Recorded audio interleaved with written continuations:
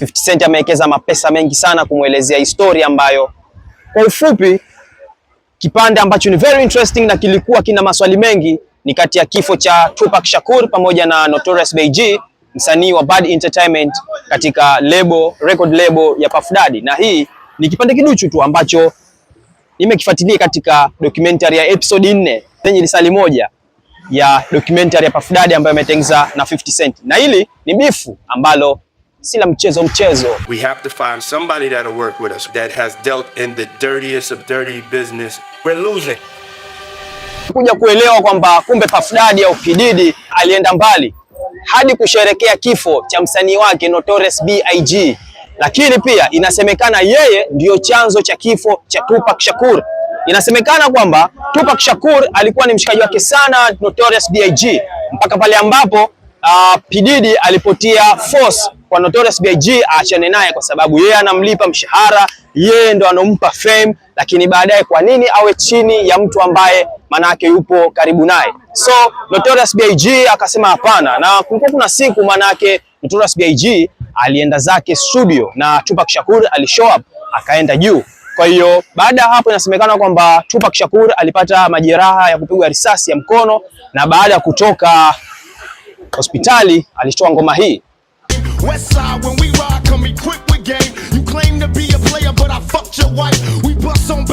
Kwa hiyo lengo kuu ya video hii au nyimbo hii ilikuwa ni kumdiss moja kwa moja Notorious B.I.G kwa kitendo ambacho alichomfanyia Tupac.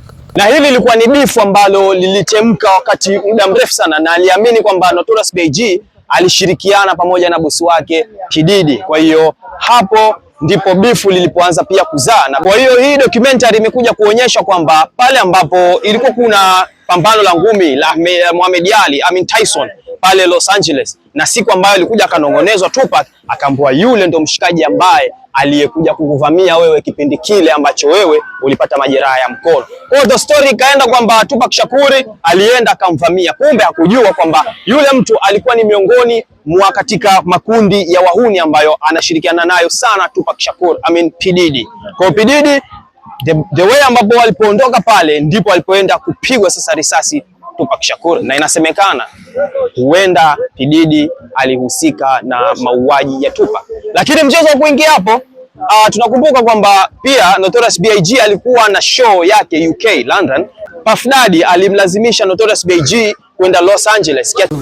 I think somebody is trying to kill me. I'll be waking up paranoid. I'll be really scared. I'll just be paranoid. That's just the way I am. You know. You see me? Scared to death. Notorious B.I.G alikuwa na wasiwasi kwa nini aende Los Angeles pale ambapo ilikuwa ndo makao makuu ya kina Tupac Shakur, pamba ambapo sisi tuliasi. Kwa hiyo alikuwa na wasiwasi na ilikuwa tayari manake mameneja washapanga ile ticket nini. Sasa kauli kutoka kwa Puff Daddy ilizua wasiwasi mkubwa kwamba yeye anashirikiana pia kutaka kumhujumu msanii wake Notorious B.I.G, na of course ban.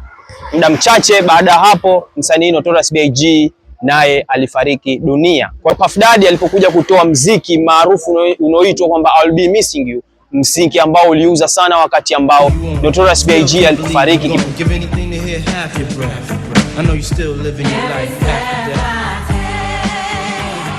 Kumbe ilikuwa kuna bifu linachemka kwa wakati mkubwa sana, kwa wakati mrefu, kwa miaka inafika takriban 20 toka 50 Cent manake alipokuwa diss na Puff Daddy, na leo 2025 kuelekea 2026 manake maeneo ya Disemba, 50 Cent ametoa documentary nzito ambayo eleza sura halisi ya Puff Daddy.